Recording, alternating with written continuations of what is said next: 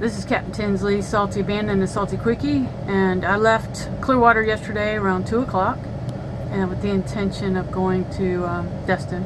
And about 1:30 or 2 o'clock in the morning, this storm appeared in front of me, and it was still miles ahead. So I was watching it because I have Weather XM on my chart plotter, and I was checking it out. And a lot of times, you know, they just pass in front of you, they'll dissipate, and you just have to watch it.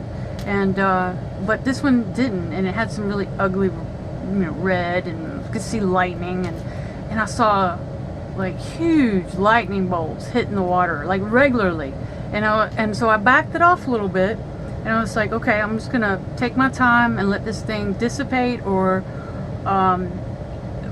just move. So I was pretty invested in this trip by now.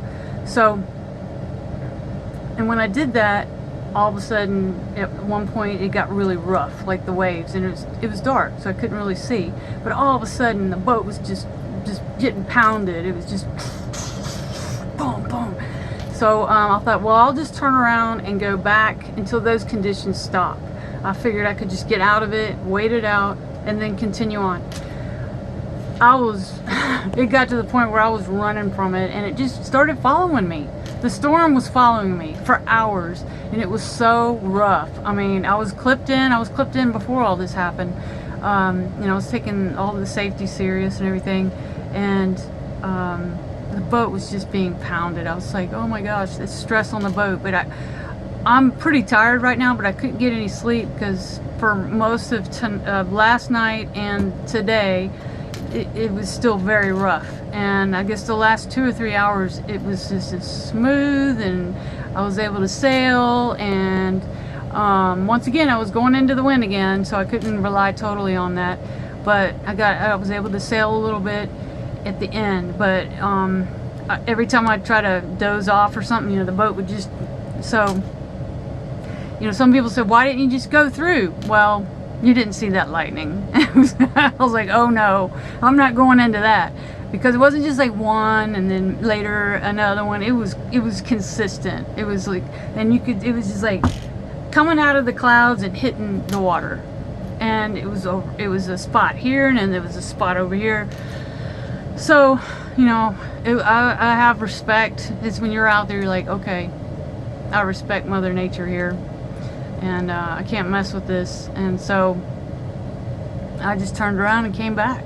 And again, I was thinking, oh, I can reevaluate, but just the conditions just were not, and I had this whole fuel situation. I can't just keep doubling back. So I'm in Tarpon Springs now, and Warren was here. He helped me tie up, and I have not been to sleep, so I am going to get some sleep. And either tomorrow, I'm not going to go across like that tomorrow, because it just seems like this summer I've experienced, and this may happen I think it does happen every summer, is those storms just pop out of nowhere. They're just not predictable. The forecast is not going to talk about it because they just come out of nowhere. And so what I'm going to do tomorrow is just take an easier route and just go Tarpon Springs to Carabel. I may even just put the anchor out at Dog Island, and then come out and go to Destin along the coast. So anyway, I'm pretty tired. I need to eat something, and I'm gonna go to bed. So it's pretty exciting. Makes for a good story, but wow. Yeah, I was holding on for dear life. But I have a really good boat, and it took care of me, and I have all the the safety equipment and everything, and all the electronics, and 5 different ways to ask for help. I have all that. I have a very expensive life raft. I had a dinghy. So I didn't say anything, and I didn't tell Salty Scotty that there was a problem, because it was 2 or 3 o'clock in the morning, and he just woke up, and he was checking the InReach Explorer, and he was like, did you turn around? I was like, yeah. And then I started, Dana, my friend Dana, said, you're going the wrong way, and she thought I was asleep, and the boat just started going back. But so people were asking, but it was a little scary there. But I knew I had a good boat, and I was was doing the right thing. So, Salty Abandon, out.